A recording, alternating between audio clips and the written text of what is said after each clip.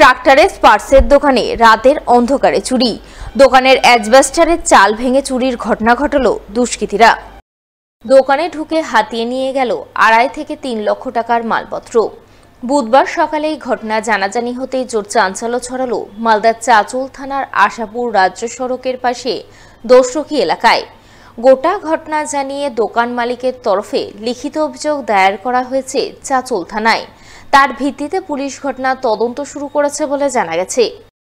দোকান খোলার পরে শাটার খুলে দেখছি যে দোকানে কোনো মাল নাই। দেখছি খুলে দেখছি জল বেড়ে যাচ্ছে দোকান দিয়ে। তারপর পরে গেল করছে সেই এলমিস্টার ভাঙা আছে। ভাঙার পর দেখছি আমি চোখে এসে সব দেখছি যে মাল নাই, সম্পূর্ণ মাল বের করে নিয়ে চলে গেছে। তারপরে ডয়ারে দেখছি 40,000 টাকা ছিল, টাকা নাই। তারপর ওটা খোলার পরে এই রুমটা খুললাম, দেখছি এই রুমটাও ভাঙা আছে।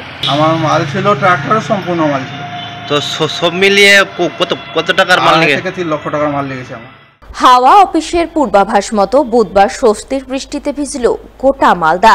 ভোর থেকে টানা কয়েক ঘন্টার বৃষ্টির জেরে হাঁসফাঁস গরম থেকে মুক্তি পেলেন মালদাবাসী। বৈশাখ শেষ হয়ে জ্যৈষ্ঠ মাসের কয়েকটা দিন কেটে গেল মালদায় সেভাবে বৃষ্টির দেখা মিলছিল না। তাই বৃষ্টির প্রতীক্ষায় হাপিত্তেশ করে চাতকের মতো চেয়েছিলেন মালদাবাসী। এর মধ্যে চলতি সপ্তাহের শুরুতেই মালদা হাওয়া অফিসের পক্ষ থেকে বৃষ্টির পূর্বাভাস দেওয়া হয়। সেই পূর্বাভাস মতোই বুধবার ভোর থেকে মালদায় স্বস্তির বৃষ্টি শুরু হয়। একটানা কয়েক ঘন্টার বৃষ্টিতে মালদাবাসী কিছুটা হলেও গরম থেকে নিস্তার পান। ফলে হাঁপ ছেড়ে বাঁচেন সকলেই।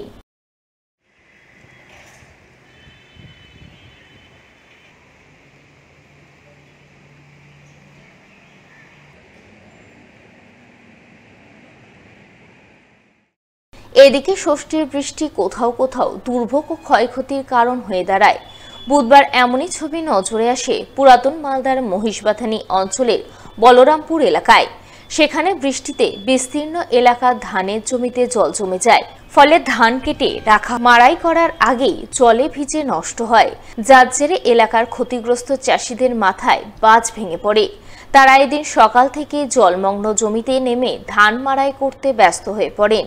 তারা ক্ষয়ক্ষতির হাত থেকে বাঁচতে সরকারি সাহায্য সহযোগিতার আবেদন জানান। আমাদের অনেক সমস্যা, জলে ডুবে গেছে। জলে দেখেন ধান মারছি, অনেকগুলো 2 বিঘা 3 বিঘা ধান ডুবে গেছে। এই জলে ধান ঠাকাচ্ছি, এখন কোনো উপায় নেই, নাহলে ধান সব নষ্ট হয়ে যাবে। এতগুলা ক্ষয়ক্ষতি এখন কি করে আমরা সামলাবো, কিছুই করে বুঝতে পারছি না। যদি সরকার কিছু সাহায্য করতো তো খুব ভালো হতো। এতগুলা ক্ষয়ক্ষতি আমরা কেমন করে সহ্য করব? কবিগুরু রবীন্দ্রনাথ ঠাকুরের ধ্যান ধারণা চিন্তাধারাকে সামনে রেখে আলো দিশা ষষ্ঠ অধিবেশন হয়ে গেল মালদায়, যার মূল পৃষ্ঠপোষক ছিল মালদা জেলা গ্রন্থাগার। মঙ্গলবার সন্ধ্যায় এই অধিবেশন অনুষ্ঠিত হয় জেলা গ্রন্থাগারের বই বাগানে। উপস্থিত ছিলেন গৌরবঙ্গ বিশ্ববিদ্যালয়ের বর্তমান উপাচার্য পবিত্র চট্টোপাধ্যায়, প্রাক্তন উপাচার্য রজত কিশোর দে, অধ্যাপক সুস্মিতা সোম সহ আরো অনেকেই। এদিন উপস্থিত বিশিষ্টজনেরা প্রথমে কবিগুরুর প্রতিকৃতিতে শ্রদ্ধাঞ্জলি নিবেদন করেন। এরপর আলোর দিশা ষষ্ঠ অধিবেশনকে ঘিরে রবীন্দ্রনাথের গানে গ্রীষ্ম ও বর্ষা শীর্ষক এক আলোচনায় অংশগ্রহণ করেন।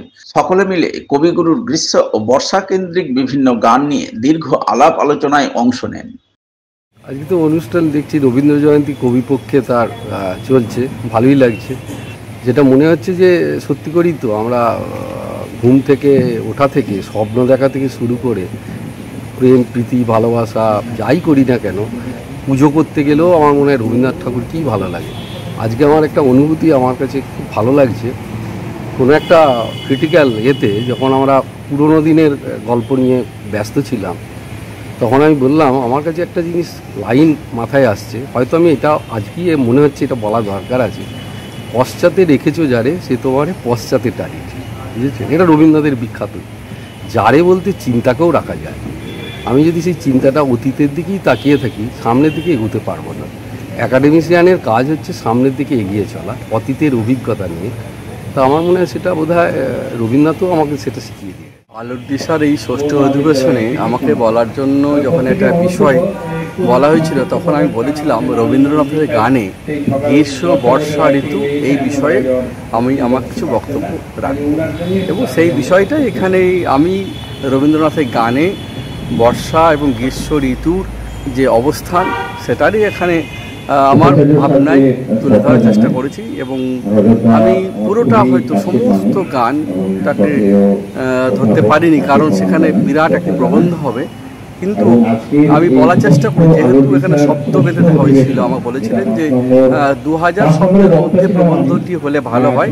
আমি চেষ্টা করেছি যাতে সেরকম একটা ছোট পরিসরের মধ্যে রবীন্দ্রনাথের গান নিয়ে একটি প্রবন্ধ তুলে ধরবো এবং সেই প্রবন্ধটি এখানে পাঠ করেছি।